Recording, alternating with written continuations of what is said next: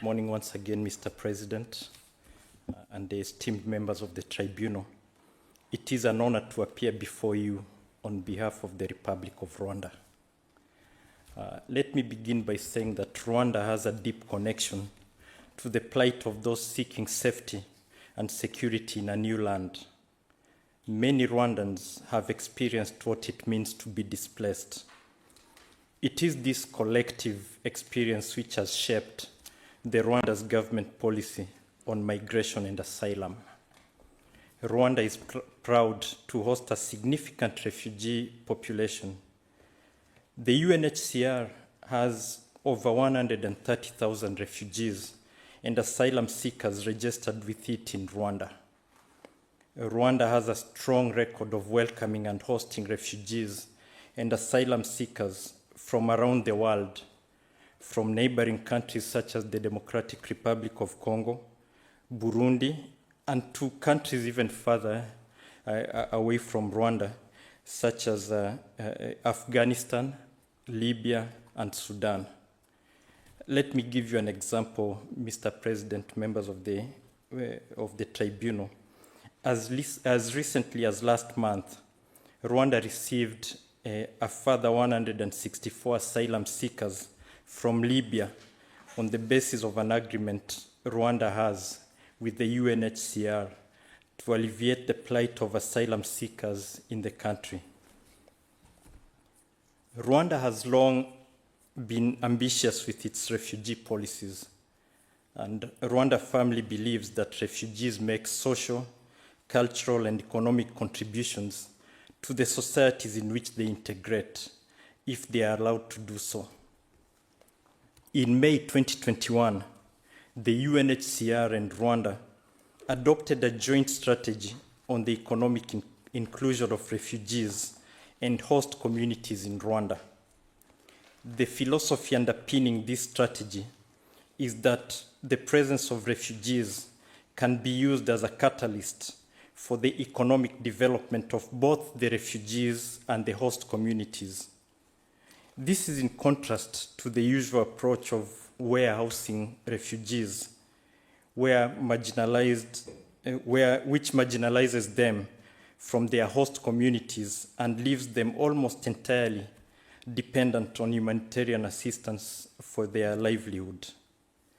In September 2021, Rwanda agreed a plan with the International Organization for Migration, IOM, to resettle Afghan girls from Afghanistan who had been excluded from secondary school by the Taliban regime. The School of Leadership Afghanistan was established in Kigali and continues to operate successfully, accepting applications from Afghan refugee girls all over the world. In August 2023, Rwanda again offered assistance to a group of students. In particular, over 200 Sudanese medical students from the University of Medical Science and Technology in Khartoum were welcomed in Rwanda. They had been stranded and unable to complete their studies due to the civil war and closure of universities in Sudan. So, when the United Kingdom sought a partner to develop a bold new approach to migration, Rwanda was an obvious choice. Both parties described this partnership as the Migration and Economic Development Partnership, which I will abbreviate as MEDP. The name suggests the MEDP sought to do two things. It was aimed at deterring the dangerous migration journeys which are causing untold suffering. At the same time, it also sought to address the global imbalance of economic opportunity, which is one of the underlying causes of mass irregular migration. It reflected Rwanda's commitment to protect vulnerable people and built on Rwanda's track record of welcoming and hosting refugees from around the world. This partnership was one of mutual benefit. Rwanda assisted the United Kingdom in securing the policy objective of stopping illegal migration across the Channel, and the United Kingdom assisted Rwanda in improving its capacity to host and integrate refugees in Rwanda. By tying migration to economic development, as its title suggested, the MEDP would support Rwanda's migration strategies, which, as I have explained, focused on creating opportunities for both host and refugee communities in Rwanda. Once the partnership in April 2022 was announced, Rwanda proceeded to implement its commitments at pace.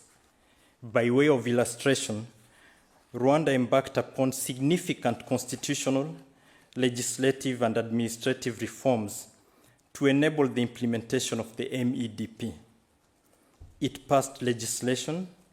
It created an appeals tribunal to hear asylum appeals under the Rwandan law, which still exists today.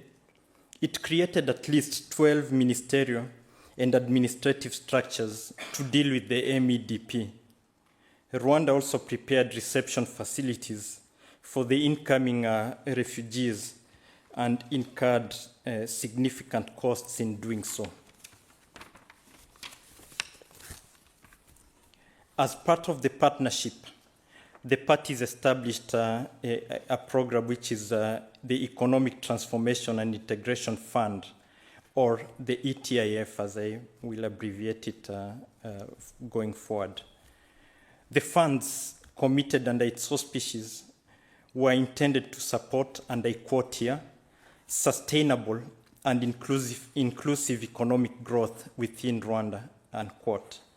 And another objective was, I quote again, to improve the conditions of the existing refugee population and host communities. So these were existing refugees already in Rwanda. I end the quote.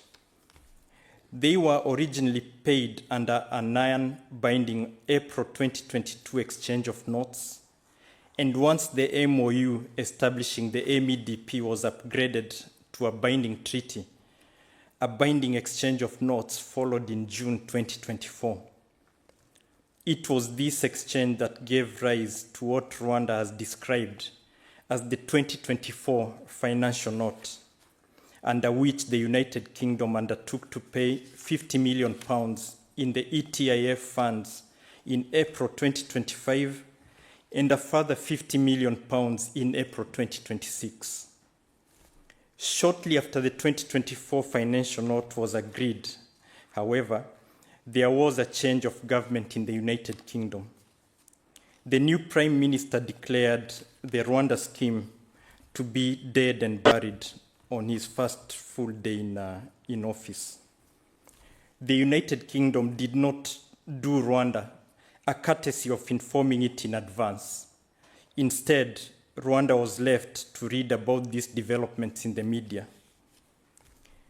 The United Kingdom then sought to walk away from its legal obligations. One of those was the United Kingdom's obligation to pay ETIF funds to Rwanda. This led to several exchanges between the parties, including the key November note verbals, which this tribunal will be called upon to construe. But the simple fact remains that the United Kingdom did not give notice to terminate the treaty until December 2025. Actually, the termination took effect only 2 days ago on Monday.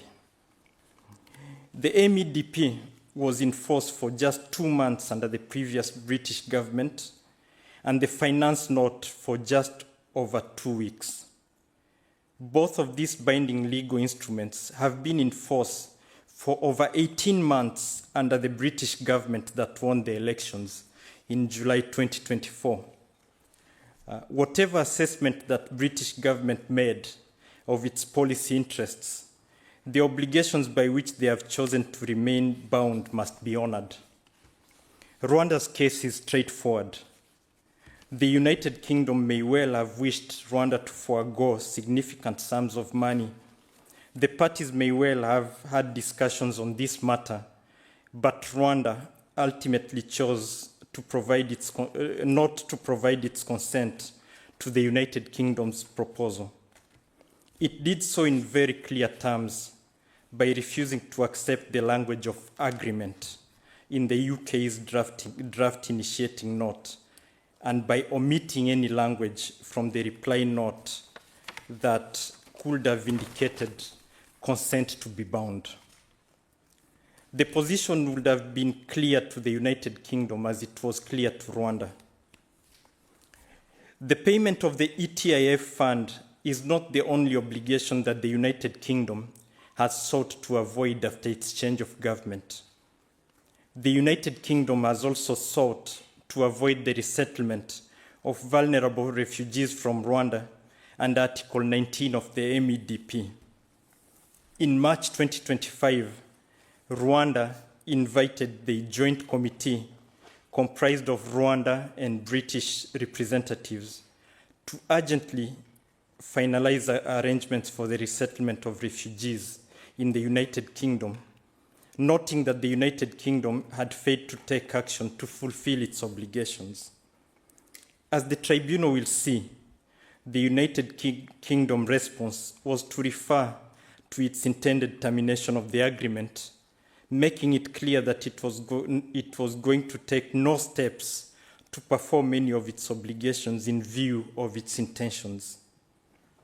This, Rwanda submits, was a clear refusal to take steps to negotiate the resettlement of refugees under the agreement. It could not have been anything else, we believe. Rwanda seeks a modest sum in compensation for the breach of Article 19, which will be less than 10% of the UNHCR's budget for Rwanda for 1 year alone, or alternatively, an apology from the United Kingdom's blatant disregard of this obligation.